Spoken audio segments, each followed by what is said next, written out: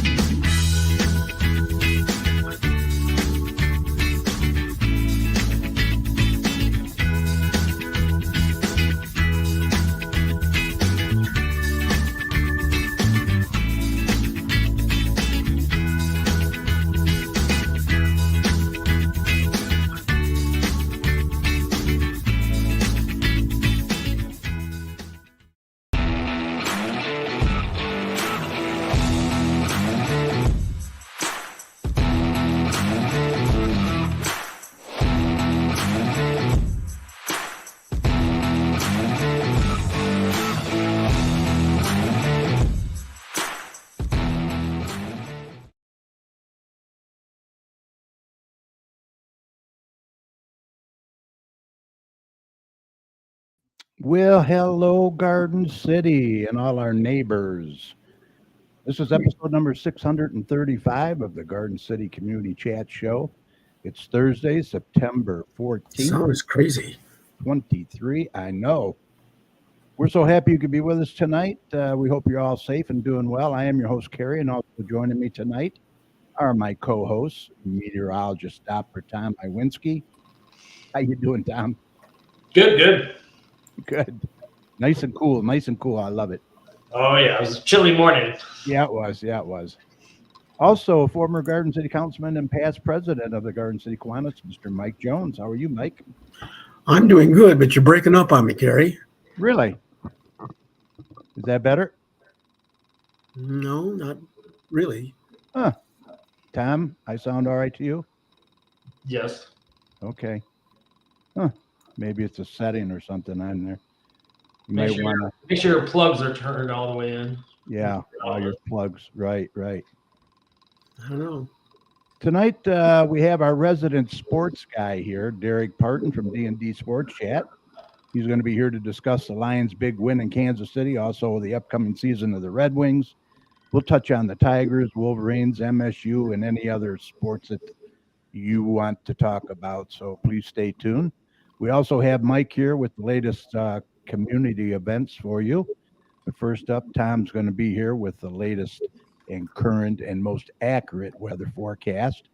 But before we get to Tom, let me just mention real quick, if you're watching us live on Facebook or YouTube, go ahead and post your comments and questions in the comment section. Okay. Or you can email us at gccommunitychat@gmail.com. Sound better? Yes. Good. Maybe you had a loose connection or something. Let's see. You can also text your questions to us at 734-788-9319. We also want to take a quick minute to say thank you to all of you who listen and support us every Thursday night, not only from our hometown of Garden City, but our surrounding communities as well. We really appreciate everyone's support. And remember, we'll continue to promote not only our community, but yours as well. And speaking of community, if your organization or business has any events or announcements, what should they do, Mike? They should email us, Carrie, but I'm still having trouble with your sound. Oh, all right. You can email us at gccommunitychat@gmail.com or message us on Facebook at facebook.com/gcchat. Why don't you try signing out and signing back in? You want to try that? I don't know. Hop back in. And Mike will get that information out for you. We also encourage any local business to check out and join our Garden City Business Alliance, see what great things they have for you. For more information, go to gardencitybusinessalliance.org. All right, we're going to get Tom in here now, and then we're going to chat with our sports guy, Derek, and discuss some sports for you. So stand by for Tom.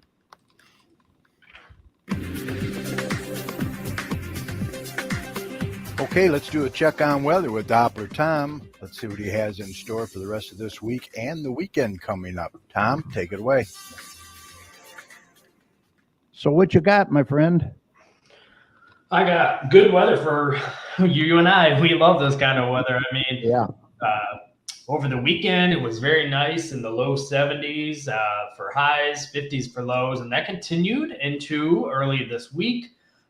Midweek and turning into now, we've been dealing with temperatures in the 60s to lower 70s for high temperatures and lows in the low 50s to upper 40s. We got into the 40s this morning, which was a very, very refreshing, I'm going to call it, change to our overall kind of purview of things. And me personally, this is kind of my cup of tea when it comes to weather. I know some people aren't ready to really crank up the overall temperatures, but we're going to gradually get into it. We're not going to completely go off the deep end. So if you want a little bit more warmth, we definitely have that still. And if you want some cooler air, we definitely have that as well. So for the rest of the week, we're looking pretty good. And for Friday, for tomorrow, we're looking pretty good. We're going to see temperatures kind of in the lower 70s.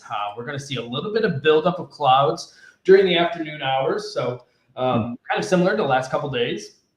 But overall, getting into kind of Saturday, we're looking still pretty good. We're going to see overall temperatures getting into the low 70s again. A lot of sunshine. Again, a little bit of fair weather clouds are going to be flowing through the area, but it's going to expected to remain dry. So I know there's quite a bit of events over the weekend, but Saturday is looking good. So I have no concerns for any rain or any issues with temperatures in the lower 70s. So a pretty good weekend on tap. The only change in our forecast is going to be Sunday. We're going to have kind of a weak system moving through with some showers moving through. So we're seeing a little bit of rain. Not expecting a whole lot of rain, but just a little kind of pattern of some rain showers moving in Sunday afternoon and evening. Overall, we're not expecting much in the way of any heavy rain or any significant issues. Just going to be some light showers moving through, and that's about it. After that, we're looking really good. As we get to next week, we're going to see temperatures warming up just a little bit. We're definitely going to be seeing some cooler air on Monday, back into kind of the upper 60s after this system moves through on Sunday. So we're just getting a little bit more cooler weather into the area. We're definitely going to probably see temperatures back into the upper 40s to lower 50s for Monday night, kind of behind that system on Sunday, some cooler air, but we're definitely going to modify our temperatures getting into Tuesday and beyond. For Tuesday, we're probably going to get back into the lower 70s. And then Wednesday and into Thursday and into Friday for the rest of the work week, we're going to see temperatures probably warming up just a little bit more into the upper 70s to lower 80s. So we're probably going to get back into a little bit more of some more milder to warmer conditions. So a little bit of everything for everybody, some cooler days, some warmer days, some rain as well. So I do my best to please everybody because not everybody wants every single forecast to go their way. So the only other caveat is we're probably going to cool things back down again, getting toward, I can't even believe I'm talking about the end of September already. We're definitely going to be see temperatures probably cooling back down into the low to mid 70s, getting toward the end of the month of September as we kind of cool things back down. So quite a bit of fall-like weather is definitely on the horizon. Some warmer temperatures mid to late next week, and some rain on Sunday. So not too shabby of a forecast. So can't really complain. Other than that, expanding outward and quickly talking about some other weather, there's quite a bit of weather, not just here in the U.S., but all over the world, to be honest. We have a pretty good hurricane that's been kind of churning into the Atlantic over the last couple of weeks. And it will probably go up into the Maritimes of Canada, up toward kind of Nova Scotia and New Brunswick. But we're definitely going to be seeing a little bit of impacts into kind of the New England, excuse me. So overall, a lot of rain and wind with that system as it moves through. And overall, no other immediate concerns of any landfalling tropical systems other than that guy coming through kind of the northern Atlantic. So looking pretty good in the tropics as well. Overall, it looks fairly quiet across a good portion of the U.S., other than some bits and pieces of some rain and storms complexes moving through that have been just causing some issues out there. Other than that, kind of talking about some other weather or all over the world. Excuse me. I don't know if you heard about all these floods going on across kind of Europe and Asia. There's just been so many significant issues out there, especially in earthquakes. I mean, we're fairly fortunate here in the Great Lakes because Lebanon, I believe it is, or Libya, they did a significant flooding event that killed already probably over 10,000 people, and there's probably over 10,000 people still missing with that flood. So it is quite a bit of a significant issue with flooding out there. So overall, that's kind of where we're at. The good news is that we're not seeing too much in the way of any inclement weather for us. So I can't really complain. So enjoy the weekend.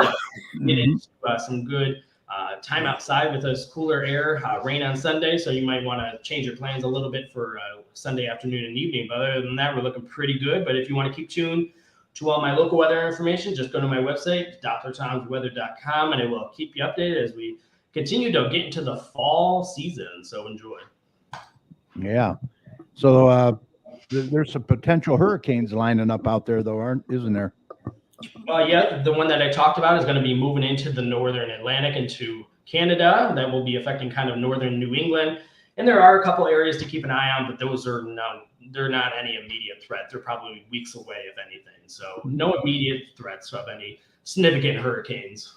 Yeah, you're right. We're real fortunate here in Michigan. I don't care what anybody says. You can't complain. I mean, if you do, I don't know what you're complaining about. Knock on wood. Let's hope it lasts. Absolutely. Yeah, for sure. All right, my man. Have a good night, and we will see you next week. Sounds good, buddies. Take it easy, guys. Go Blue. Go Blue always. Yeah. All right.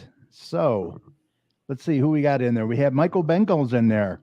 He is watching us from Arizona. How you doing, Michael?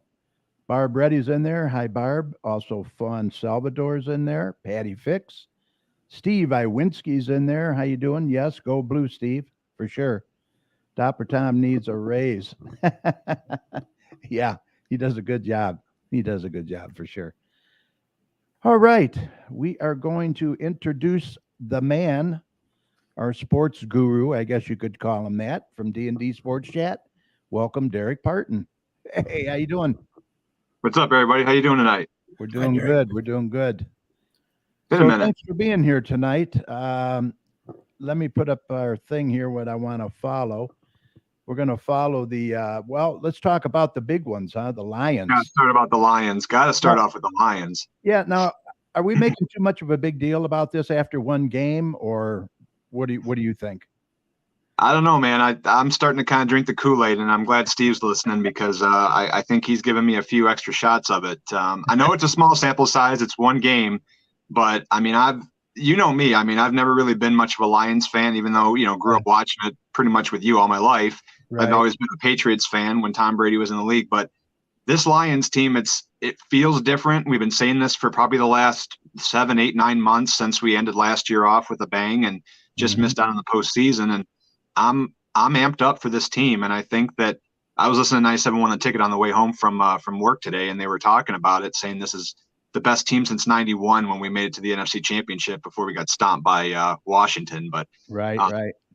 I think the biggest thing that, and I talked about this last year, after the season that we had going 9-8, the culture has changed. It's a different culture. It's a different coaching staff. It's just, we finally give a damn. Like Sheila Ford, she's done a great job by bringing in Brad Holmes. Brad Holmes is, even though the skepticism for the draft was there, and a lot of people were skeptical when we took Jahmyr Gibbs, when we traded up to get him. And a lot of people looked at Jahmyr Gibbs as a guy that you could have probably got either late first round, second round, and already made a great impact in week one. And everybody did. Jack Campbell as well. They really they gel. And I think that's been the biggest key for this team, is just the culture, the locker room atmosphere. Coach Campbell, MCDC, Motor City Dan Campbell. I mean, they're playing for this guy, and I love the passion. I love the grit. That's been the key word. The G word is grit. Right. And it's awesome to see. And I don't think there's been too much of a fuss and too much hype. There's not enough hype, really. I mean, I think it's great for the fan base. This city needs. Oh my God, they're sold out. Great. They're selling They need out. to. Yep, they sold out their season tickets about a month ago, and You want them to mask up? yeah, mask up. Well, ski mask up, not any kind of mask. It's Right, the blue right. ski mask. Not the CJ purple Gardner bag. Johnson. He's got everybody talking. Yeah, he's a cat. I love the character. I love the passion and the characterism of him. He's a guy that you want to have on your side. He was like that with Philadelphia, and you definitely don't want to be on the opposing side when you face off against him, on that D line. But he's already made an impact, and he already is.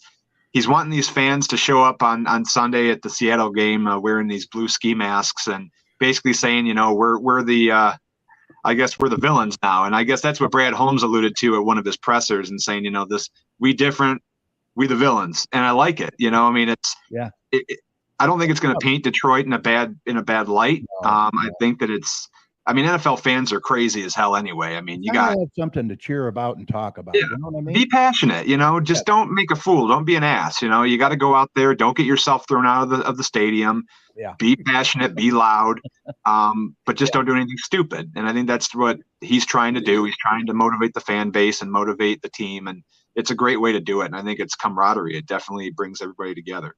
So how about this guy up on the screen, Branch, Rookie of the Week nominee? 3 tackles, 1 pass defense, 1 interception, 1 TD. Another guy that I think we got it for a total steal draft. I mean, we were able to take him late, and I think a lot of other teams were sleeping on him, and he made a hell of an impact. Mhm. Obviously, Butler. when you pick off anybody, it's cool. But like if you pick off Patrick Mahomes and run it back, that's real cool. awesome. I mean, I think he's replayed that pick six in his head probably 100 times. I mean, it's a great moment for him, and I think we're going to see a lot more of it. I think a lot of Lions fans were holding their breath when they saw him go down there for a second, but it looked like it was just maybe needed to stretch out a little bit. I don't know if he rolled his ankle or did something to it, but we came out of week 1 injury clean. So, I mean, the injury report looks clean. That's something that the same old Lions you'd never see. I mean, you would see a team that was, probably you'd lose 2 or 3 key guys, or you might even be like the New York Jets where you lose Aaron Rodgers for the season. So I'm glad we didn't have any fluke injuries. That was fight embarrassing. us. I tell you. I didn't want to bring that up, but seeing as you did. I couldn't believe it. I stepped away for just a second, and I saw, I came back, and he was already off the field, and I was like, well, what the hell? Why did he get carted off? I mean, it was only the first play of the game. And they went and they signed Kaepernick, or what's his name? No, they didn't sign Colin. Is that fake? Oh, that's fake. No, they didn't even give Colin Kaepernick a second glance. I don't even think they returned his call. His agent reached out to the Jets and wanted, to have a look at him. And yeah, I know for a fact they basically hung up the phone and said, yeah, we ain't interested. Right. Now, what about these power rankings up on the screen? You agree with most of that? Lions 4? So they're up to 4th right now, it looks like, on that. So is that from NFL.com? I believe it is.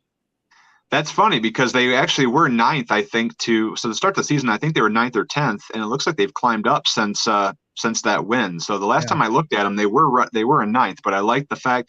I think that 4th is right around where they should be. I was happy with them being, 8th, 9th, or 10th, to be honest. But Green Bay.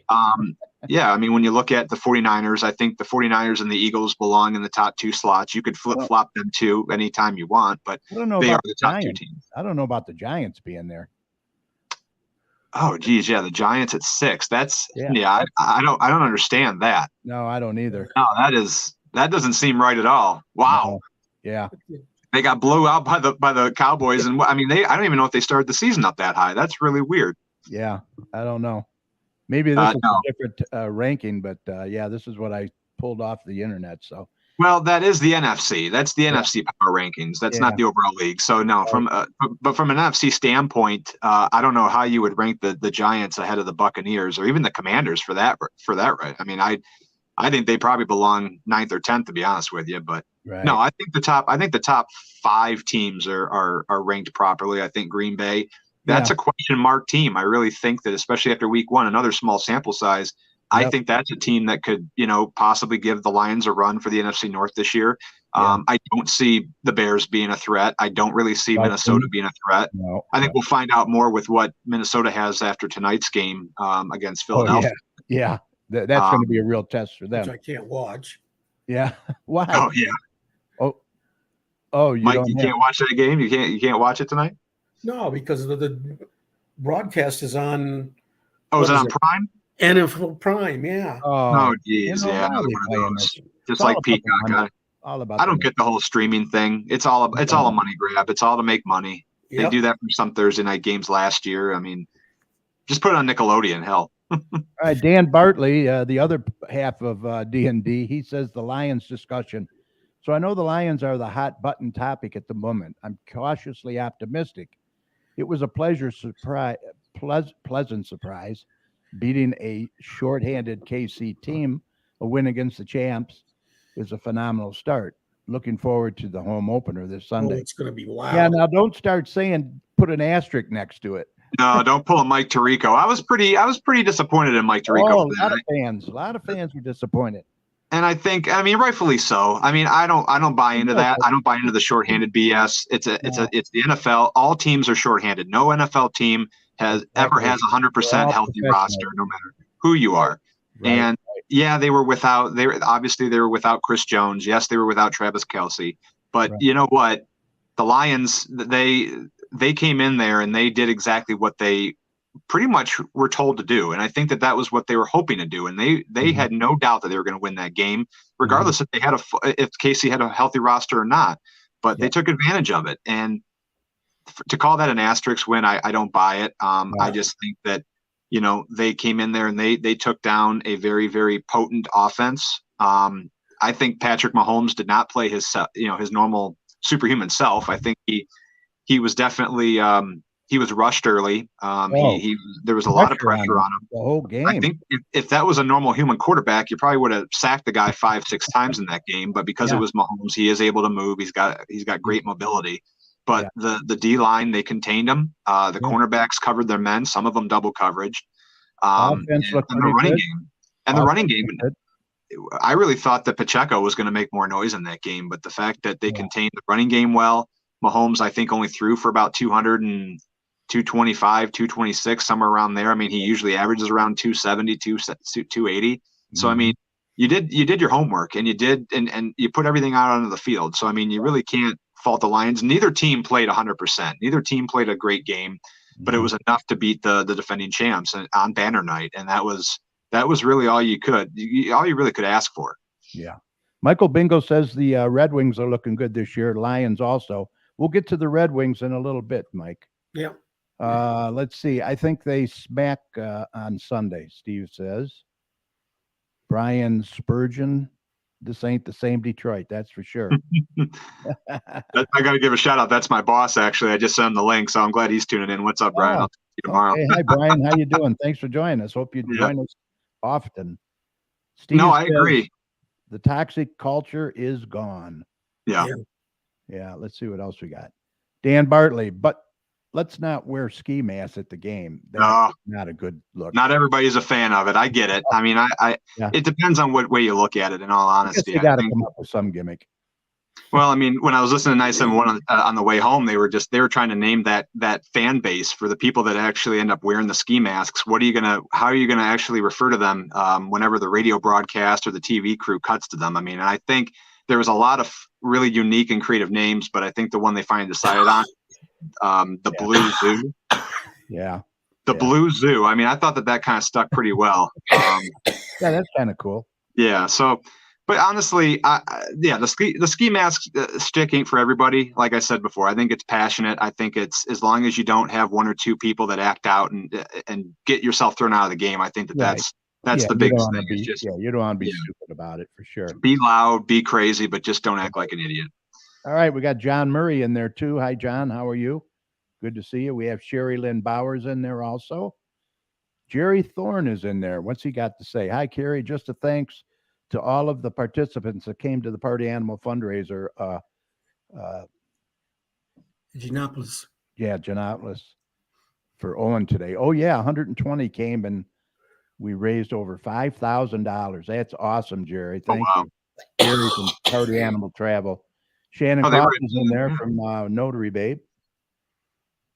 Awesome. All right, so we can move on now if you're done with the Lions. Let's talk, let me see. Let's talk Wolverines. Oh, my favorite. they're off to a great start. And I mean, it's really, you can't pass judgment on these first couple of games. It's the cakewalk schedule. It's without Harbaugh. They've had all their coordinators.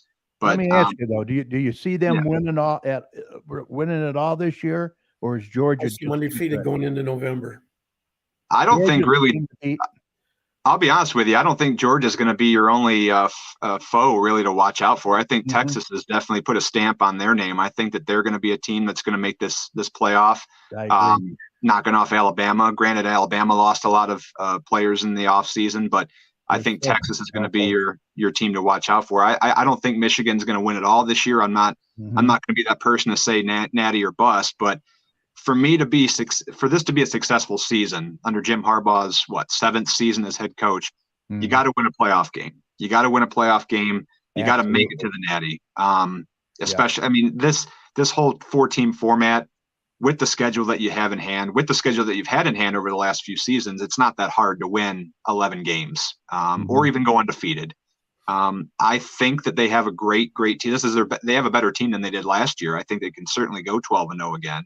Well, as long as Corum, man, if he stays healthy, Corum's been great. But I'll tell you what, really the bulk of the offense has been Roman Wilson.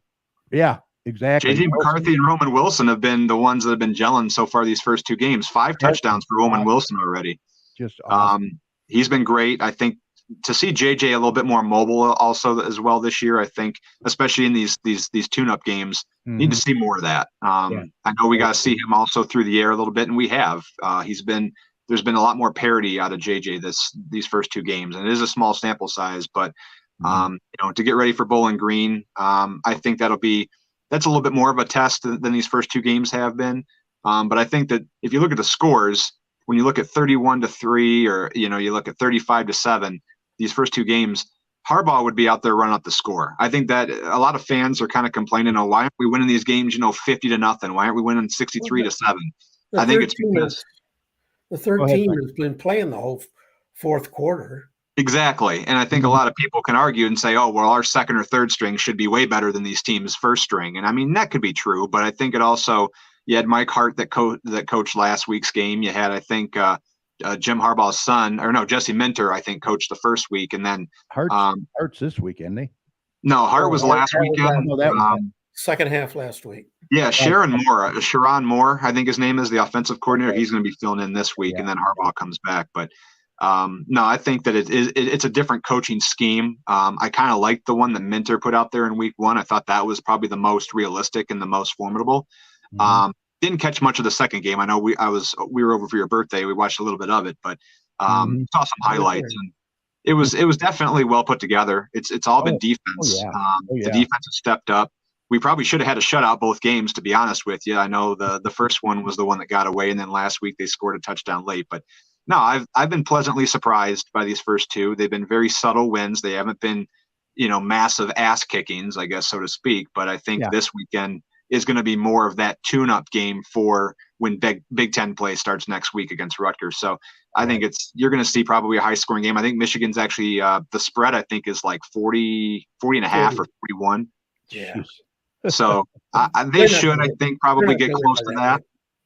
I don't know if it's going to be a shutout. I don't think they're going to shut them out this week, but I think they're going to definitely lay some points on them in this game. You definitely got to, I think, come out with a little bit more hungrier offense, and I think you got to definitely utilize the run game, get Corum in it a little bit more. But yeah, McCarthy's been great. Really can't say enough about him. I think he's only missed, 5 or 6 passes this year. He's completed, I think, 90% of his passes. So good start for Michigan so far. Yeah. Steve says he hates these cupcake teams.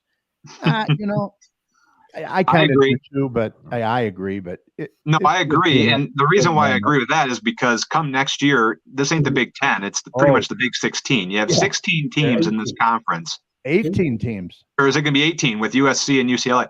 18 teams in the Big Ten. You're doing away with the East and West divisions. You need to play every single team you can. You got to play every team in your division, as far as I'm concerned, at least. Yep. I agree. But it's all about the TV deals. We all know that that's the real reason behind it. You got to give these cupcake teams a chance to shine on national TV, give them their 15 minutes of fame, whatever. It's all about the TV agreements and the money. So I don't think that's going to go away for quite some time, unfortunately. But I'm with Steve. I'm with everybody else. Yeah, with all the teams in the Big Ten, enough of the cakewalk teams. Yeah, it's going to be interesting, Steve Don't says. they have a home and home with Texas coming up in the future? Is that this season? No. Oh, They signed an agreement. They signed a contract with Texas. Is it kind of like what they had with Notre Dame? Yeah. oh, okay. But I just for the 2 games, one there, one here. Oh, home and home. Yeah. That would be something. Oh, I'd love to see Michigan versus Texas this year if it ends up happening maybe in the playoffs. That'd be a hell of a matchup. oh, I'm yeah. not worried about Ohio State. I'm not too concerned with them. They've had a couple Well, of come to play, though. slouch teams, and Mhm. honestly, I they think beat that Notre Dame. I think Ohio State's going to be a team that you could probably knock off 3 times in a row. Yeah, Three straight. Notre Dame, man. Notre Dame's looking pretty good, too. Ohio Notre Dame's State been went to great. Notre Dame in 2 weeks. Yeah. Oh, that is right. Yeah, this week they got Western Kentucky, the Hilltoppers, which are also 2-0. But I mean, it is at home in Ohio State. That should be another ass kick for them. But Yeah. um, How about Blake Corum here? I got up on the screen, 6th all-time career rushing TD leaders.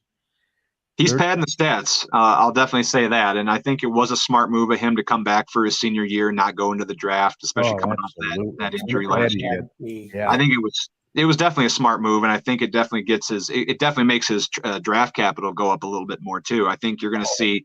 I wouldn't put it past Corum to top 15 touchdowns this year. I think he's gonna definitely be in the Heisman running. People say Roman Wilson should be considered just because of his hot start, but I think that'll even out as we start getting into conference play. But Yeah. Corum, I think, is probably in the last 10 years the best Michigan running back that we've seen. I mean, Mhm. really next to Mike Hart. Yeah. Who are the top names? Anthony Thomas, Denard Robinson. Yeah, Shoelace up Wheatley. there. Yeah, Wheatley was really good. He was good. Yeah, Yeah. so I mean, it's Rick great to Leach. see him. That's surprising. Rick Leach with 34. And he Wow. was a quarterback.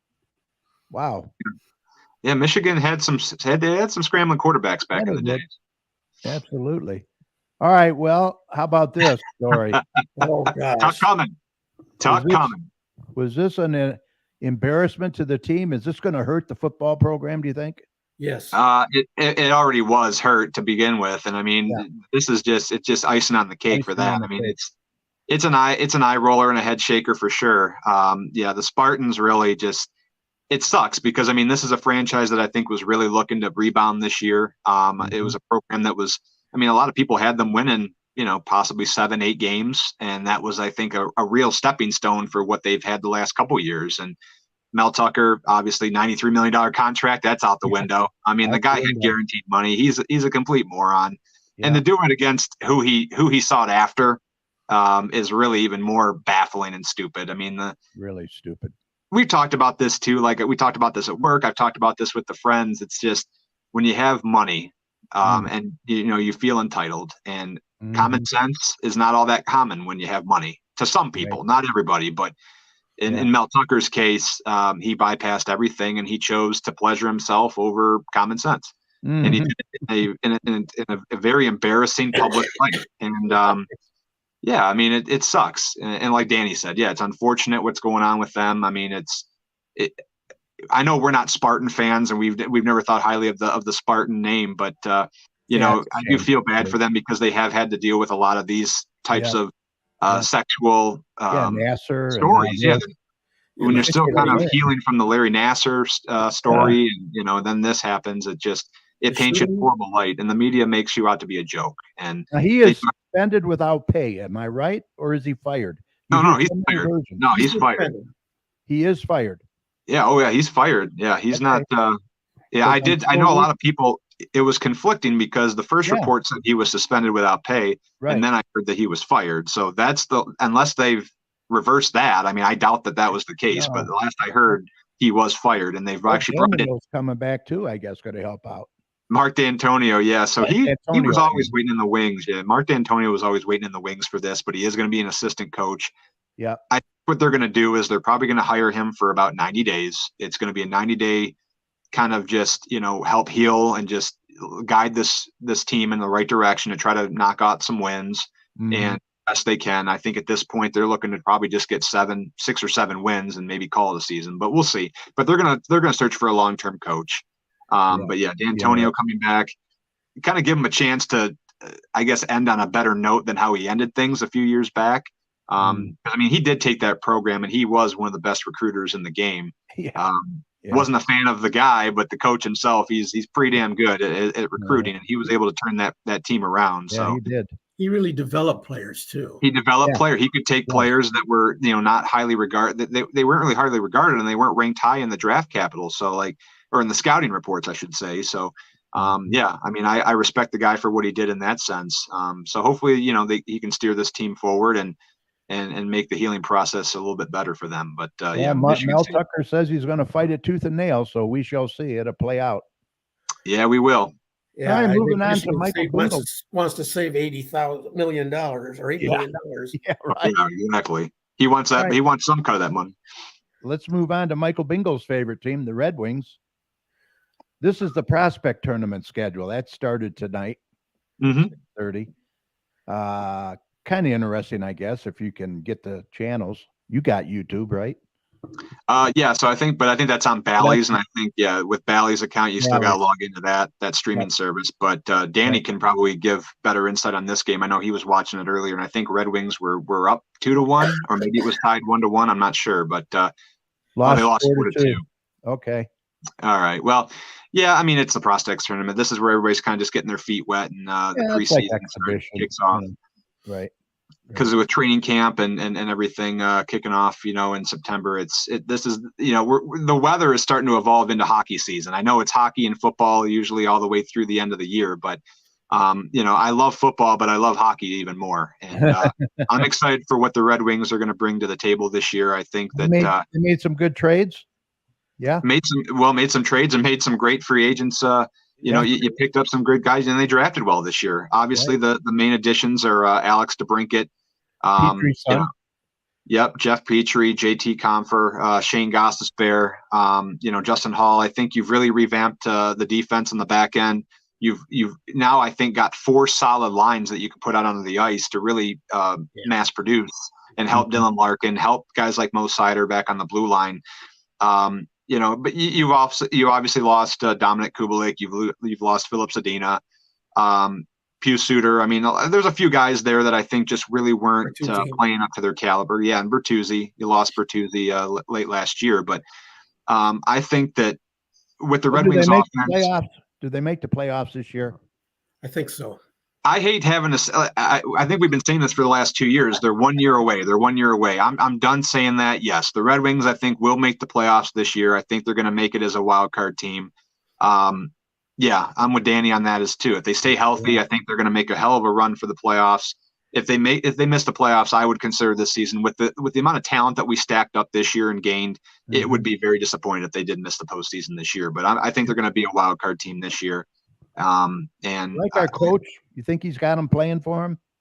Derek Lalonde. I think Derek Lalonde's a great coach. I think that he's finally got a team assembled that he can develop, mentor, and I think the line combinations are going to be great. I think everybody kind of is going to pull their own weight out there. And I think in recent years, at least the last probably 3, 4, 5 years now, the Red Wings have had more of a one-man show for their offense. Dylan Larkin's been kind of like a man on an island with, very little at his disposal in terms of complementary scoring threats. And I think that now, instead of playing with the likes of Bertuzzi, Mantha, and, you had Andreas Athanasiou back here, he'll get the chance to play now with a 2-time 40-goal scorer on his wing. So I'm excited to see what him and DeBrincat can do paired up together. That'd be interesting. He's another hometown guy coming back to Michigan. So that's great to see there too.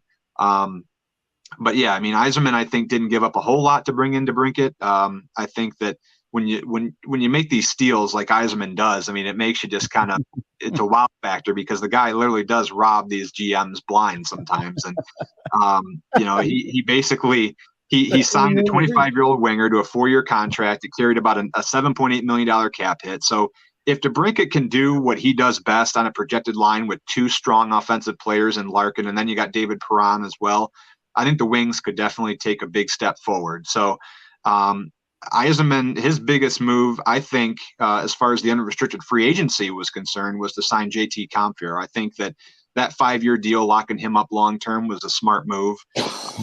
Last year it was Andrew Kopp, but Compher's got a $5.1 million cap hit. That feels a little bit more rich given his relatively limited track record. But he did win a Stanley Cup with Colorado. 25 goal scorer. He was got 52 points last season. So beyond signing Kopp, I think the Wings bringing in Daniel Sprong and Christian Fischer, Klim Kostin, I think that those are going to be guys that you're going to keep an eye out for those guys because I think they're going to really shine. And I think that if you pair them up well in the right lines, which I think Lalonde will do, the Wings are going to be a threat. And I think they're going to be a great division threat. They should be right up there within the top 3 teams of that division. So how about Petrie? He's a veteran. He's no spring chicken, but I think he's going to help him out. Yeah, Jeff Petrie. I mean, he's coming off of a good season as well. I like the veteran prowess. He's been in the league a few years. And I love that he took his dad's number 46. So that's cool that he did that in honor of him.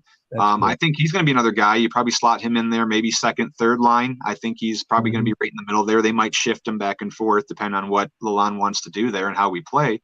But I think right now, aside from Petrie, I think the biggest thing the Wings need to do is for, Lucas Raymond and Jonathan Berggren, they need to step forward, I think, as well this year. And, with Raymond last year, he regressed to 45 points. Some can call that maybe a sophomore slump, but he established himself as a Calder Trophy candidate back a couple years ago. So I think when you got guys like our prospects that are down in the farm system, you got Marco Casper, you got Carter Mazur, they're going to factor into things at various points, I think, during the season.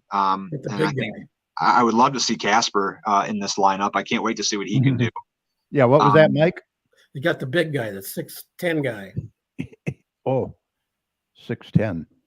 And yeah, he played last year. Yeah, I know who you're talking about. Gosh, his name escapes me. The Swede, right? He's a Swedish guy. Right here. Dan's got it. Soderblom. Yeah. Yep, exactly. Yeah. It was Elmer. I kept thinking Elmer, and then I'm like, what's his last name? Yeah, Soderblom. Yeah. He was kind of in and out last year. He was called up, and then he'd get sent back down. But I think if he might get some more playing time this year, it all depends if he ends up making the team in the final camps. But he's a big threat as well, and he could add some depth to this team as well. But the only guy with the defense, I think the defense, you've made some gains in the defense this year. Obviously, signing Shane Gostisbehere, I think is going to add that depth and add a little bit more scoring prowess on the D. But Ben Sherratt, the cap sheet for this is kind of ugly. He had a minus 31 last year. I was just looking at his stats, and he still has 3 more years on his contract at about $4.75 million. So to see Justin Hall get a 3-year deal, and then you got a $3.4 million cap hit on that. Yeah. I think it's different. It's going to be difficult to comprehend how the Wings will justify paying nearly almost $10 million for the 3 of them this year, and how to play all 3 of them on any given night. I think that the defense is going to be a question mark this year. I think it's gotten better than it was last year, but I'm still very skeptical on the defense and as far as the production that they're going to have. I think Gostisbehere is going to probably get you the most points. I saw a lot of people that were saying that he's probably going to score somewhere around 11, 12 goals, 40 assists, something like that. I mean, that's crazy to think. I don't see those numbers. I mean, that's almost Norris Trophy candidate numbers. But I mean, I think that he's going to be a guy that you're going to have to watch. But I think the defense is still a question mark. The goaltending, that's another big question mark. Ville Husso. Right. I think that, you signed James Reimer, you got Alex Lyon. They're going to be competing for the backup spots. I think it's going to end up going to Reimer just because of the veteranness. But Husso, he's another big guy, 6'3". He had a decent season. He struggled though towards the end. He came from a very well protected St. Louis Blues team. I think he won 25 games, only lost 7. Had a great 9.91 save percentage with St. Louis before he got moved over to the Red Wings, and then he struggled last year. Had a great start, but then I feel like the last 20, 25 starts, he just struggled. He was giving up a lot of gimme goals, and it's going to be interesting to see how he performs this year. So I mean, he is just 20. Are enforcers as important today as they were back in the day with Probert and McCarthy and that? No, well, it's a different NHL. And Danny, I'd love to see his take on this one. I think because you have guys that aren't really playing remember back in the 90s when like Yzerman, Shanahan, all those guys, they were still hitting their ceilings at 35, 36, some 37 years old. You're not seeing that in today's NHL because it is less physical, less fighting, obviously. It is the new NHL. It's been that way for probably the last decade now. A lot less fighting. But you still got to have those protectors. You know, the enforcer era, yeah, like Danny says, it is gone. Yeah. But you need to still have those guys, those big guys, gritty on the wing or defensemen that can protect your high You power. got to protect them, right. You got guys out there that are scoring, 40, 50, 60 goals. I mean, Bertuzzi was like our last one, right? yeah, I mean, Bertuzzi was that guy. I mean, but again, Dylan Larkin he's not putting up the production numbers like Steve Yzerman did, but I mean, he is also, Yzerman was never a fighter. And I mean, Larkin's not either. I think Larkin's had maybe one major fight in his career. He's just fast, a lot of speed. He is very fast, and he's got that sniping ability, and he can usually dodge guys and dodge big hits. But no, I mean, the enforcer era is gone, but you still need to have that protection, and the guys don't have to be Soderblom's height, like 6'10". But you still have to have the right guys out there that are still be able to have production and to be able to protect the goal scorers. So I mean, I'm all for that still, but it's not necessary. It's not as necessary as it was back in the 90s for sure. Yeah, I think goaltending's questionable yet. I mean, I don't know. We'll see. Yeah. See how it plays out. Yeah, with goaltending and yeah, like I said, and Danny, who's that goaltending prospect that we're still waiting to bring up? I think he's another year, maybe 2 years out, but he's supposed to be like our future as far as goaltending is concerned. I think that's really why we have Husso. We got Reimer. They're just kind of playing the stand-in role until he gets brought up, but he's still quite young. But yeah, goaltending I think is going to be solidified hopefully when they bring that prospect up in a couple of years. Okay. Danny's probably working on that. I know he knows it. Oh, here we go. Yeah, Kosa. Yep. Sebastian Kosa. Yep, that's him. Yes. Yeah, he'll be up here. He'll be up here if not next season, definitely the year after that. Yeah. All right, sounds good. So you're predicting they're going to make the playoffs then? I'm going to say that. Yeah, I think they're going to be a wild card team. They stay healthy, right? Yeah, exactly. That's going to be the main component. And consistency. That's been just like the Tigers. The consistency of the Red Wings for the last 4 or 5 years has been just up and down, up and down. They can go on, they can win 4 to 5 games, and then they have like a 6-game skid. And yeah, I mean, ultimately last year and even 2 years ago when they lost the last 5 games of the season, and then in last year too, losing 5 straight. One can argue that had they not gotten rid of Bertuzzi there at the trade deadline, they were kind of knocking on the doorstep of the wild cards. But I don't think that they weren't going to be like a Florida Panthers team. We saw what Florida did; they made it in there, they scooted in a wild card spot. But I don't think that that's going to be the case with the Red Wings, and I don't think it was going to be last year. I just don't think they had the depth, and they definitely didn't have the goal scoring and the defense to back it up. But no, I'm going to say a wild card team. I think they are going to make the playoffs this year. Well, I hope they make it interesting for sure. Yeah. Well, let's move on to the Tigers. This is the 2023 Tiger team pitcher. What are the Tigers lacking to become a really competitive and consistent team? Pitching, starting pitching, and consistent hitting. That's probably the 2 biggest things. And I'll definitely let Steve. Isn't it hot and cold? Steve will chime in on this one, and I'm thinking he'll probably agree with that. But got 3 starting pitchers that are major league quality. Yeah, that's kind of pushing it. I would say maybe 2. And then you got a guy like Tarek Skubal coming off of his Tommy John. He's been kind of up and down. Manning's gone, I think. Manning's done. He's another guy that I think is a failed experiment. We don't really know what we're going to get from Casey Mize. I don't think we're ever going to get to see the true potential that Casey Mize possesses. I know. He's still not ready to come back. So I don't know what they're going to be planning to do with him long term. But you have to agree that Carpenter, Torkelson, and Green had a great year, and they're the face of the franchise really now. Yeah, it's great to see what they've done this second half, especially. Kerry Carpenter's been great. Yeah, that's what I said. Carpenter. I love his plate discipline. He's a guy that he's not going to get you a lot of power. He's not going to get you a lot of home runs, but he's going to definitely get near average. I mean, I think he's batting somewhere around 294, 293. Plus, he's got a fantastic name, Derek. No, of course he does. Yeah. That's not a name you really see that often these days. That's kind of a classic name. So that's kind of funny. But I'll be honest with you.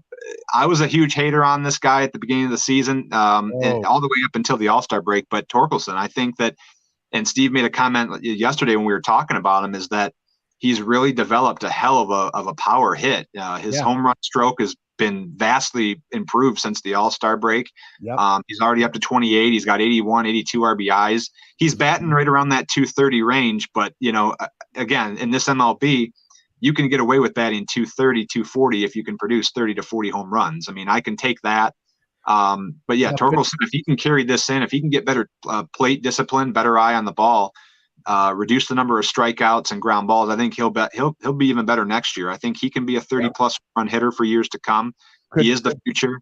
Could he be the one to fill Miggy's shoes when he's gone? No, let's not go that far. Let's not go that far. Settle down. Let's not drink that Kool-Aid.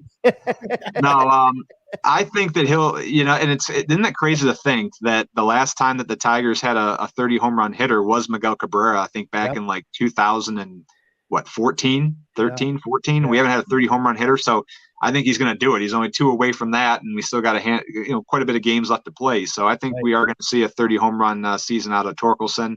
It's nice to see Shane Green, as long as he can stay consistent and healthy. He's magic in the outfield. I mean, the guy's got a hell of an arm. He can leap for these amazing catches. We've seen the highlight reels on him. It's incredible.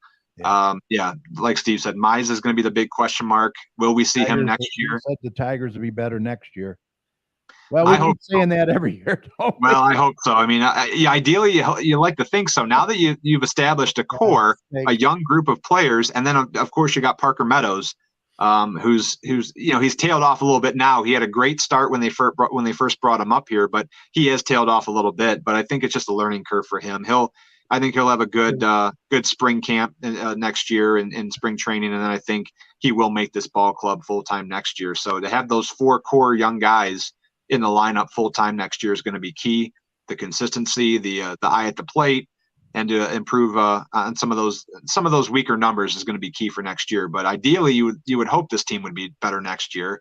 A lot of people were riding Scott Harris after the trade deadline, not being able to unload Erod, not looking at the contract to show those 15 teams or those 10, 12 teams that he didn't, that were non-tradable teams, and we screwed up. And he got ridiculed for that big time. So it doesn't look like we're going to be able to unload him. He's probably going to ask to be released out of his contract at the end of the season. Some are saying he might just come back. It was all like a big, gotcha moment. But I don't see Eduardo coming back next year, to be honest with you. I think he does want to compete for a ring. I think he wants to be on a contender.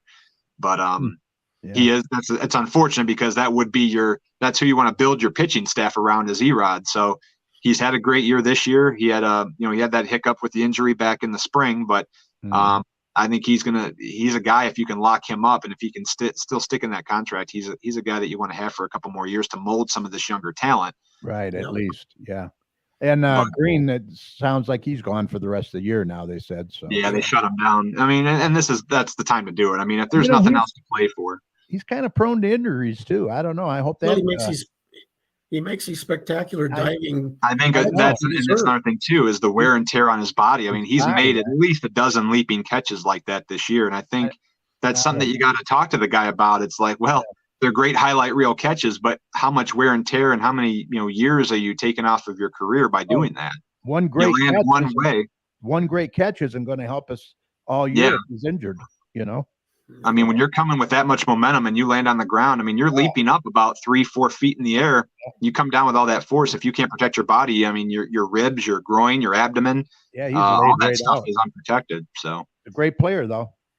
Oh yeah, definitely 5-tool player. With Meadows, he doesn't have to play center field. Exactly. Yep. You can shift him around as well. So right. All right. Well, we all agree that the Tigers should be better next year. Should be. That's the key word, should. I mean, hopefully they have a good offseason. We have some cap space to make some moves, sign some players. And this is going to be make it or break it, I think, for Scott Harris. I mean, I know this is going to be his second offseason, and this is the offseason to make the moves. If you want to make a leap forward, and the only reason I say that you got to do it now is because you have such a weak ass division. You have such a winnable division. I Yeah. know.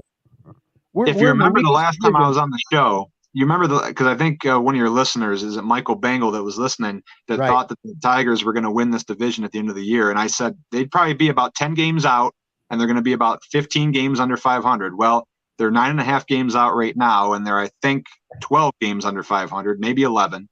And the Twins are, and they're going to run away with this division. I mean, even with another 15 games left. So in the weakest division that there is, yeah. you know, we play the Yankees. They were what? They were 18 games in the cellar out of first place, but Yeah. they had a We beat 'em better, twice.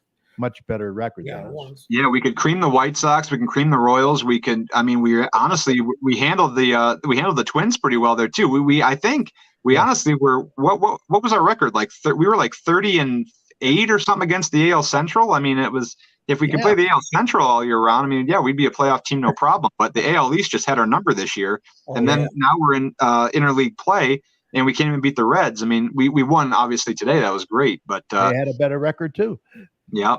even though they're, you know, Typically we play interleague teams pretty well, but I mean, now as we're getting down to the last 15 games or so of the season, you know, this is where the team just kind of carts to go through the motions. But See what they do on the West Coast. yeah, I had them winning. what? I had them winning 60. I think I had them winning 65 or 66 games this year, and they're right around that win total. So they Right might now, get to 70. I mean, I guess at this point, 70 wins would be considered a solid season, considering all things. But Okay. yeah, go Tigers. They might catch Right. Cleveland. Yeah, they might steal second. I think they got, what are they, about 3 games behind Cleveland for second? Less than that. Oh, Cleveland must have been. Then they've lost a few games then since. Yeah. That's another team that's hot and cold too. Cleveland. Yeah. But they lost some people. Oh yeah. All right, well, let's talk NASCAR. I don't know if there's a lot of NASCAR fans out there, but Derek and I are. Chase being out of the race, not too surprising, right? He kind of brought it on himself. Yeah, we talked about that. I mean, I kind of grew sour on Chase this year. You know, I thought that the whole preseason ski incident, I really didn't think he deserved a shot at the playoffs. I knew they were going to grant him a waiver because they did it for Kyle Busch back in 2015. But he went on to win the championship. He actually made the best of that. Went on a tear and won like 5 races and you know. But yeah, Chase, I think, has just got to look ahead to next year. All great champions have those years where you miss the playoffs. Gordon did it. You know, Jimmy Johnson towards the end of his career. You're going to bounce back, and I think he'll be better off next year for 2024. But so I put the top 20 up here. Yeah. The cutoff line is 12, right? After this week, is it this week? Yeah, so it goes from the round of 16 after Bristol Saturday. They go down to the round of 12. Right. So right now, looking at the standings, you got Bubba Wallace out. You got Martin Truex Jr., who's the regular season champion. He's 7 points out because he had finished. Wow. He had a DNF last week, finished dead last, so he didn't get any points. And then Michael McDowell, he's pretty much. Blaney's up there. That's good to see. Yeah, Blaney's having a good year. Chastain, your buddy. Yeah, Chastain is. He had a better race last week, so that was good to see him kind of pad the points there. So I would say probably everybody from about seventh through first is safe going into Bristol. I think if you're probably plus 25 points or more, you should be pretty safe. If you have a clean race, just get yourself into a top 10 finish. But I think that you know, if you're anywhere 8th on back, it's going to be sweating bullets time for you in those last 10 laps. You got to make stuff happen. But Keselowski, he's really come on strong too. Yeah, RFK Racing. I mean, Buescher and Keselowski, I think that they've I like what Brad's done. I'm not a huge Brad Keselowski fan, but I respect what he's done the last couple of years at RFK. And he's from Michigan. Michigan guy as well. I think that he's really molded that team into real contenders. And it was for all the people that were Ford fans, that were Roush Racing fans from back in the 90s to 2000s when Roush and Hendrick were kind of going head-to-head dominance. Mm-hmm. It's nice to see that back again with Roush, because they were kind of like the bottom feeders over the last 4 or 5 years, but now they've amped it up, and they've actually got a great engine program with Yates engines, and they've done everything that they can to make themselves into a title contender. And I think just based off of consistency, we saw Buescher, he won 3 out of 4 races, which was amazing. Mm-hmm. Brad's still looking for his first win as a Roush driver, but I think he might get a win here in the playoffs. He's knocking on the door for sure, but Logano, he's good at Bristol. We know that. He won when we were there, remember? Logano, Logano. I think he hasn't shown to me a lot of consistency in the last 10 races or so. I'm actually surprised that he's still above the cut line. To be honest with you, he's been kind of mired back as like a 14th, 15th place car every week in the last few races, and I don't think he's gonna if he makes the round of 12, unless something drastic happens or he wins a race off a strategy. I don't see him making it past the round of 12 into the round of 8. So Logano would be one of my first guys out for the next round, but I think Truex would be really the only guy that's on the outside looking in that will probably leapfrog into the top 12 after Bristol. He does well there. And of course, if you're in stage points, you can also increase your chances of getting back into that top 12. So I'll look for Truex to have a pretty good race, but we'll see what happens. Going back to the Tigers, John Murray says if the Tigers are single digits under 500, they had a good year. Yeah, exactly. If they can get within 9 games under 500, I guess that's what that's the end goal, right? Right. All right. So who you picking for the championship? Larson's looking good, I'll tell you. So my final four, I think right now would be William Byron, Denny Hamlin, Kyle Larson, and I'm going to go Brad Keselowski. I think Brad Keselowski is going to be one to sneak in there. I think he's going to trounce Buescher, and I think he's going to get himself a win here in the next coming weeks. But my champion overall has got to be William Byron. I think that from obviously from a Hendrick fan perspective, to see that 24 car win a championship again would be awesome to see. And he's been the most consistent. I mean, he's won 5 races this year. Yeah. So he hasn't dominated in the first couple playoff races, but I think that we're going to be coming up to some tracks here. We're coming up to some tracks here that he's going to be doing really, really well at. So I'm ready for that. He's got 5 wins and Larson's got 3. Yeah. Busch has got 3. Yeah, Busch is. Yeah, Kyle's had a good year. Obviously, moving teams from Gibbs over to RCR, so that's great to see. He's another one that's been kind of hot and cold these last few races. So I don't know. I don't have him making the final 4. I think he's going to probably slip out of the round of 8. But he's had a good rebound year from last year's struggles with Gibbs. So you think Truex make the cut or no? Yeah, I think he will. I think he'll make up those 7 points this week. I think it's going to be close. Yeah. He doesn't have to win the race per se to get in, but I think a top 5 finish will definitely move him up there because you got to remember he's hovering around all those bottom feeders, those 15 to 20 place cars. He just needs to leapfrog a few by 7 points. So I mean, it shouldn't be that bad. Get some stage points, so he'll leapfrog him. Yeah. All right. Well, I think we covered quite a bit. Yeah, for sure. Yeah. So I hope everybody enjoyed that. And you know what? Maybe the next time you're on, we can get Dan on too with you.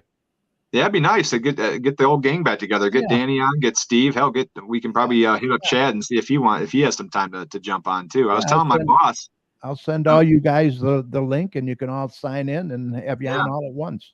I was telling my boss earlier. I said, man, because he said, because I said I'd send you the link to tonight's show. He's like, well, when's my invite to come on? I'm like, damn, if I would have known you sooner, that would have been great. I could have had you on the D&D show back in the day. But he sports all day long. Yeah, whenever he wants to come on, we'll get you guys on. Let me know. For sure. Yeah. Sounds good. Definitely enjoy that. All right. Well, look, it was great having you on again, and we'll get you back on probably when the season's half over or something like that, huh? Yeah, sounds good. Hopefully it'll be a playoff push show, and hopefully if it's not the Lions, Red Wings, we should have some pretty competitive teams in the fall and winter. So looking forward to that. Exactly. Mike, any comment? Oh, you're done with NASCAR? So yeah. I can pay attention now? Yeah, you can wake up. Okay. Yeah, falling asleep there. Go ahead. What's your comments? No, I agree with the trends we're going. I think Michigan has a good chance to make the playoffs. I think that the Tigers will be better next year, maybe even within a couple of games of 500, and be in contention for the weak American League Central Championship. Ideally. Yep. The Red Wings, I'm hopeful that they make the playoffs this year. I don't think they go very far in it, but their conference is pretty strong. And so they got a lot of competition. Yeah. It's a lot different than a weak AL Central being in that Atlantic Division. So I think, like that's why I said a wild card spot, 7th or 8th, ideally in the standings is where you're kind of shooting for. If you can make that first round interesting, depending on who you end up matching up with, you could get the luck of the draw. I mean, you could get a team that you match up well with, kind of like what Florida did when they went on that run. Magic seasons happen in the NHL. There's more parity, I think, in the NHL than there is in, football, the NBA, or the even in baseball. So looking forward to what the hockey season brings this year. Yeah, they could surprise all of us. You never know. For sure. If the Lions don't win the Central and make the playoffs, I'd be very disappointed. You and about a million fans or more. Yep, for sure. Yeah, that's going to be crazy down there Sunday. Oh, my. Oh, man, I hope they turn out. You say Seattle's loud. What's Seattle going to think when they come into that domed stadium in Detroit? Oh, man. Well, the loudest it was in Ford Field history was in 2011 Monday night against the Bears, where they had to call 5 timeouts because they couldn't make a play because the crowd was so loud. And then I just sent Dad that video from '97 in December. Oh my God! The Silver Dome, where literally the Lions got penalized because they couldn't hear anything. I remember that. You won't see that again this year. You cannot do that. 80,000 there. I mean, it was crazy. Yep, 80,000 plus. Yeah. All right. Well, look, have a good night, and thanks for joining us tonight. And we'll see you again soon. Yep, sounds good. My pleasure. Looking forward to it. Safe travels up north. See you guys. All right. Say hi to your boss for us. Will do. All right. Take care. Night, guys. All right. Moving on. The next city council meeting is going to be Monday, September 25th, 7 p.m. in the council chambers, located 6,000 Middlebelt Road. These meetings are a good way for you to get involved and voice any concerns that you might have. Bought a lot of vehicles Monday night. Yeah, they spent a lot of money, didn't they? Yep. About 300,000 or more, I guess. But hey, they need them, and they are all budgeted for. So, right. All right, let's get Mike in here now for community announcements, and then we're going to close out the show. Ready, Mike? I'm ready. All right, let's do it. Nope. Cue up the music.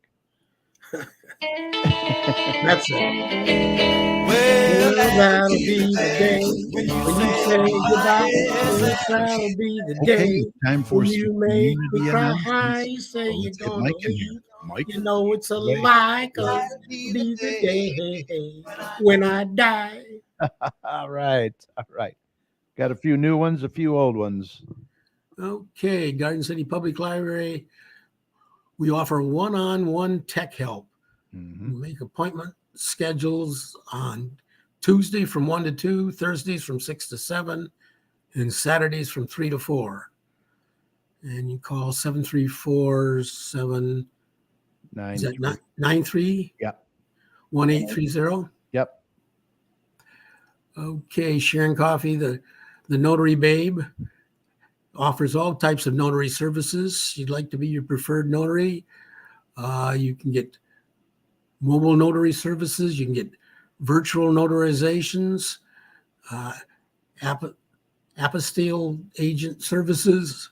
I don't know what that is. Mm-hmm. One I-9 employment verification, loan signing agent. Yeah, that's all Greek to me. Yeah. That's why you have a Notary Babe to handle all this stuff. And you contact her at 734-469-8821. Right.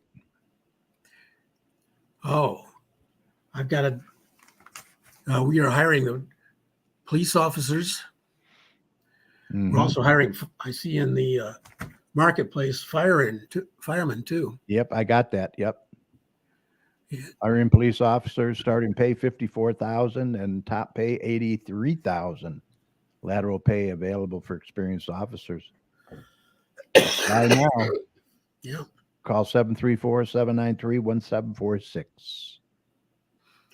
The carpet cleaner, Dennis at 734-299-6496. He does tiling, grout, upholstery, auto, floods, and carpeting. Yep. Find them on Facebook as well. Yep. Here's the fire department. Right. They're hiring as well.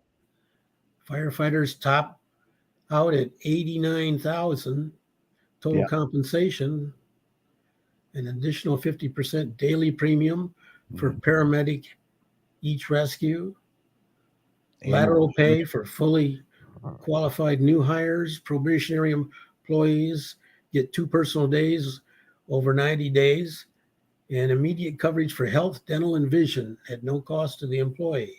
Annual bonuses, many other benefits. They're accepting applications from people with just a paramedic thing, or a firefighter 1 or firefighter 2, Mm-hmm. and they'll pay for your training. Yeah. Yeah, it's a good deal. I think we got like 3 openings that we could fill in that department if we can get the right people. Yeah, I think you can go to the city website and apply, or go on their Facebook page. They'll have this there, and they got a little QR code you can scan as well. Yeah. Wayne County Veteran Services, we've had this all along, every Tuesday and Thursday from 8:30 to 4:30 at the Radcliffe Center.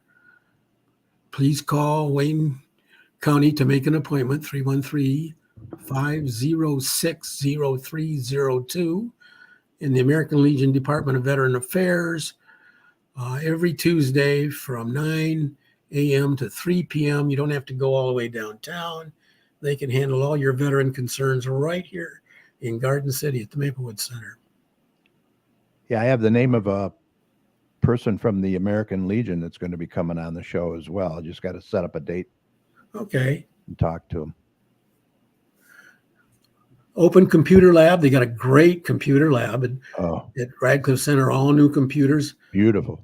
It's being underused at this time. So Mondays from 9 to 2 and Fridays from 2 to 7. The computer lab is open for anybody to come in and use. At Radcliffe. St. Thomas. Oh yeah, this is their big annual festival. Yeah, big blowout. The Motor City Soul, Cosmic Groove, Fast Eddie Band. Oh boy, I don't know. I can't read a lot of that stuff, but I know they got a lot of tents and a lot of activity. Yeah, the dates going on over there. I can read the dates. Friday, September 15th from 5 to 11. Saturday, September 16th from noon to 11. And Sunday, September 17th from noon to 7. Yeah, they got all kinds of kids games. Bingo, outdoor fun. Spaghetti dinner on Friday, breaded chops pork on Saturday, and Polish sausage on Sunday, right? Yeah. Wow. Yeah, that's going to be a big thing. It's huge over there. Yep. Westland Historical Society fundraiser trolley tour, 857 North Wayne Road on Saturday from 9 a.m. to 12:30 for $35. Yep. For more information, call 734-793-9457. Okay. Scarecrow. Downtown Wayne Scarecrow Fest. Live music, face painting, selfie station, vendors and crafters, crafts and games, food trucks, a petting farm, cider and donuts. Wow. What is that? Henna tattoos, Yeah. scarecrows. This is on Saturday, September 16th from 11 to 6. Oh, at Gowdy Park. Okay. Yeah. Nice. It's a nice venue over there. Wow. A lot of stuff going on the 16th. Yeah, including this. Yeah. The Last Lucky Squirrel Mm-hmm. is outdoor flea market, craft and vendor event. Excuse me. 150 plus vendors, arts, crafts, antiques, and more from 10 a.m. to 3 p.m. Kiwanis is going to have baked goods available for donations. Okay. It's the northeast corner of Ford and Middlebelt. Yep. Westland Craft Beer and Wine Festival, Wow. Saturday from 5 p.m. to 10 p.m. Over 150 craft beers and wines, live music, food trucks, cornhole. Sounds Wow. good. Kid to Kid sale. This is at Radcliffe, I believe. Saturday, from 9 to 1. Hmm. Free to shop, $10 a table. Yeah. My gosh, people are going to be busy Saturday. Yeah, me too, but I'm going to be in Ann Arbor Yeah. Saturday night for that night game. And we're going to be up north. I don't like night games. Yeah. We don't get home until like 1 or 2 o'clock in the morning. Oh, yeah. It's going to be chilly too, probably at night. Well, I don't think it'll be too bad, according to Tom and what have No. you. You know, maybe just a sweatshirt or something is going to Yeah. be good. Yeah. Okay, Indie Art and Craft Jam. This is on September 17th from 12 to 5 at Central, 5805 Central in Garden City, Michigan. Yeah. Helium and Creative Soul putting that on. This is their second one, I think, of the year. Okay. Have a classic or muscle car, show it off at the Cops Coffee and Chrome Car Show in Dearborn Heights. What's about Dearborn Heights Police? I don't know. Yeah. Sunday, the 17th. From 9 to 12. Yeah. Okay. The address, let's see, 25637 Michigan Avenue, 9 a.m. to 12. Cool. Garden City Senior Center presents Trivia Wednesdays, hosted by Digital Mix Entertainment at the Radcliffe Center. September 27th, also repeating on November 22nd and January 24th at 1 p.m. It's $10 per person. Yeah, it's always a good time, they say. Yeah. Night shift hiring blitz. Thursday, Garden City Hospital. Yep. Bring your resume. Walk-ins are welcome. This is on Thursday, September 28th from 11 a.m. to 8 p.m.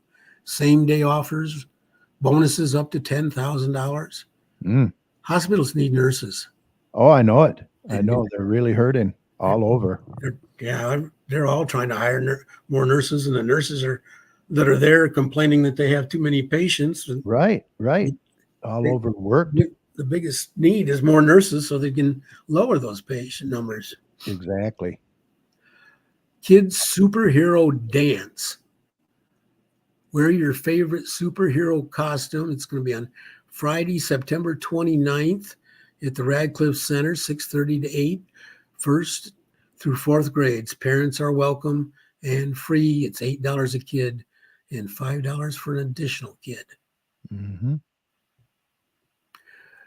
The Butler Did It by Tim Kelly at the Inspire Theater.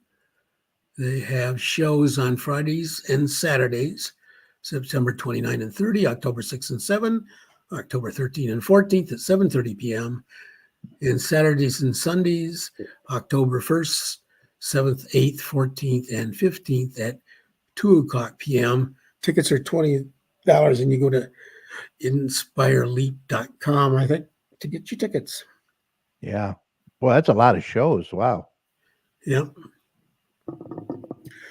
Garden City Public Library presents a cooking club with Emily Schwartz. You make herb butter Saturday, September 30th from 1 to 2:30. For more information, call 734-793-1830. Yeah, that sounds good, that herb butter. Still got a cough, huh? Yeah, I got a cough. My eye irritation is better. I'm getting medicine for both. And it's definitely allergies, maybe allergies? No, I don't think so. I've never had allergy problems before, but I'm getting better. So okay, good. Garden City Parks and Recreation presents Exploring Art for ages 3 through 5, Tuesday morning starting October 3rd, a 9-week class at the Radcliffe Center. 721-793-1830.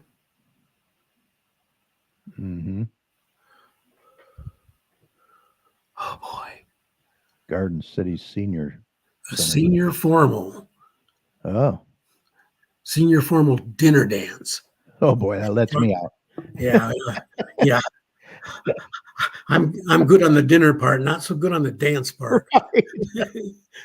And I don't like dressing up. This is formal. My formal is I don't wear a sports T-shirt. Mhm. Right. It's Friday, October 6th, from 5 o'clock to 7 o'clock. Doors open at 4:30, and most of the rest of that I can't read. Yeah. Dinner and dancing, photo opportunities. Purchase tickets at Radcliffe Center. Neighborhood Watch. Next meeting is October 10th at the Garden City Police Department at 7 p.m. Yeah, they actually canceled September's meeting. The 12th, I think it was.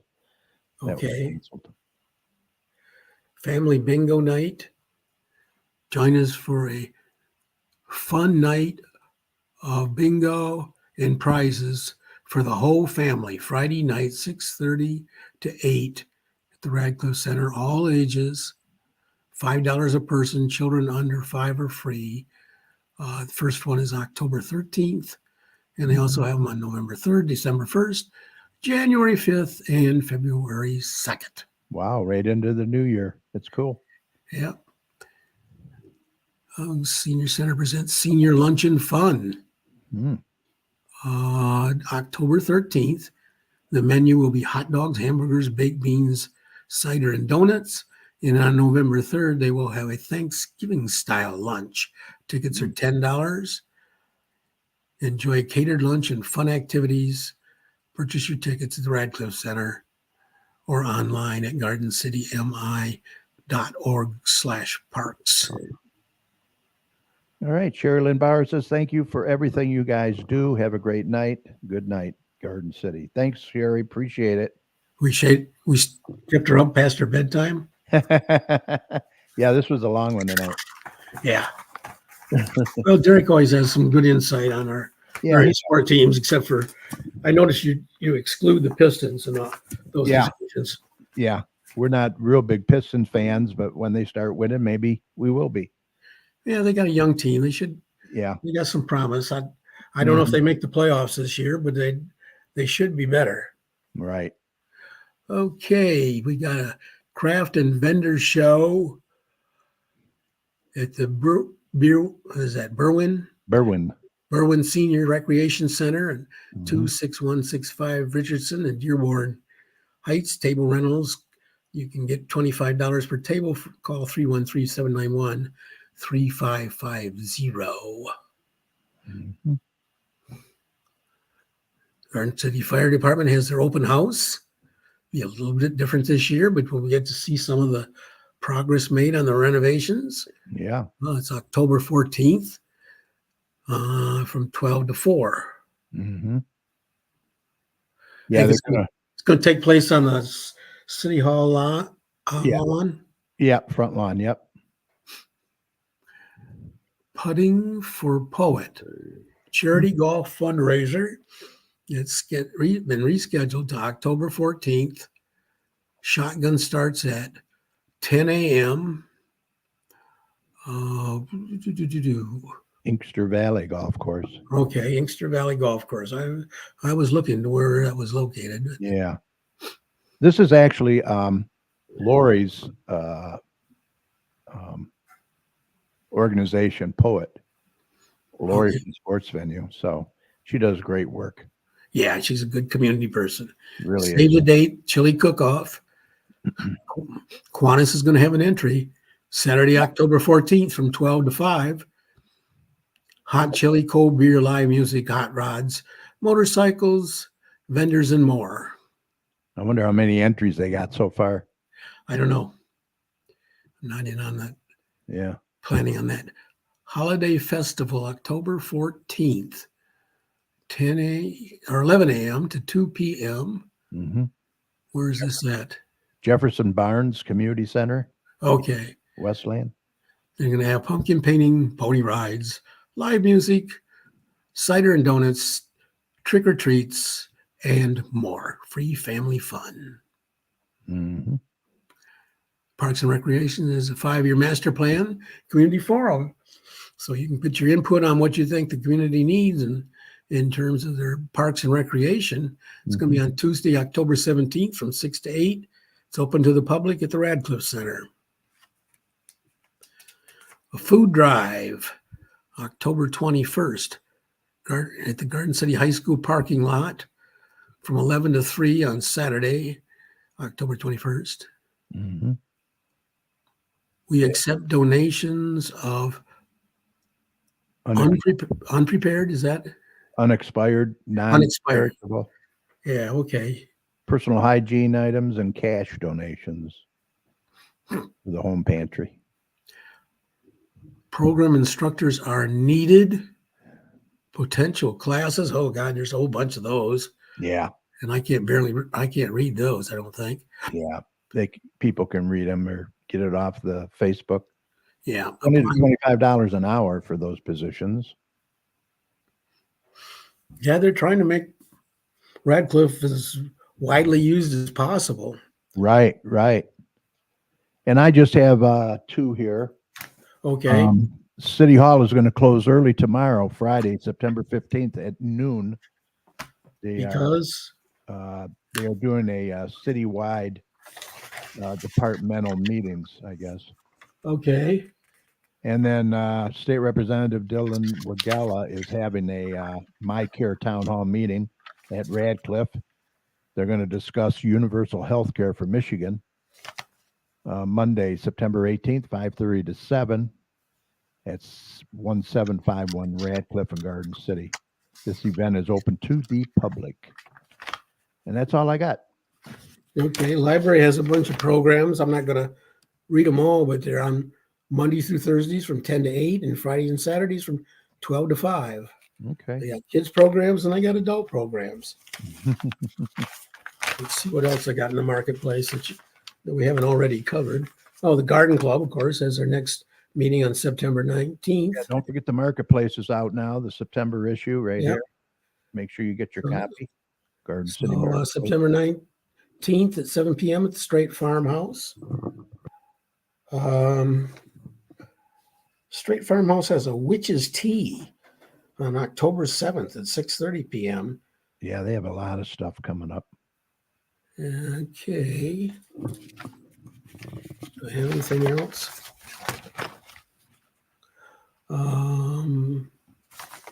Sandland Parade, Red, White, and Jingle Bells. Mm-hmm. November 25th. We'll have Kiwanis will have a float in that. Mm-hmm. We talked about the trolley tour. Talked about Inspire Theater, and I think that's it. Okay. A lot of stuff coming up. What's that? A lot of stuff coming up this time of year. It sure is. Yeah. All right. We're always looking for guests to come on the show. If you're interested or someone might be interested, we'd love to hear from them. It's very easy. Just email us at gccommunitychat@gmail.com or message us on Facebook. It doesn't matter what community you live in. We want to hear from you. We are doing the shows remotely for now, and you can do them from your home or office. Come on the show and share your information with us and the surrounding communities. Contact us today, and we look forward to hearing from you. And with that said, Mike, I think we're ready to call this a podcast. We want to thank our guest, Derek, from D&D Sports Chat. Always a good conversation with him. If you like sports, you're going to like tonight's show. So let's see. Also, big thanks to my fantastic co-hosts, meteorologist Dr. Tom Iwinski and Mike Jones. Great job as always. Mike, any final thoughts? No, I just, with my cough and stuff, I got to continue to urge people to get vaccinated. Right. I guess the new vaccines are out for COVID. Yep. COVID and the flu shot. They say get it by the end of this month would be great. Take you right through the season. All right. Huge thank you to each and every one of you for sharing part of your time with us tonight. We really appreciate the support over the 13 plus years. Don't forget this show will be available right after we sign off tonight on Facebook. So we hope that you'll catch it later at your convenience, especially if you tuned in late tonight by going to facebook.com/GCChat. Feel free to share it with your friends as well. You You can also catch it on our YouTube channel. Just search for Garden City Community Chat. You'll find not only this show, but all of our past shows as well. Click on the live tab button, and please subscribe to our channel by clicking on the subscribe button. We would appreciate that too. And as always, at the end of our shows, Mike and I always want to thank all the healthcare workers, first responders, police and fire, everyone on the front lines who serve and protect us every day. We can't thank you enough. Be safe, and we want you to know that you and your families are in our thoughts and prayers every day. And when you see any of these heroes, please let them know how much you appreciate them. Also, keep the Gibbons family and Owen in your thoughts. And pray for Owens.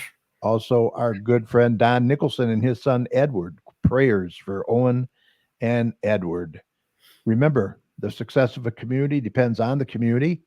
So please support your local businesses. And please don't hesitate, vaccinate. Get that booster. It's available now, like Mike said. You also want to get your flu shot. Protect yourself and others. And Mike, if you see something, say something.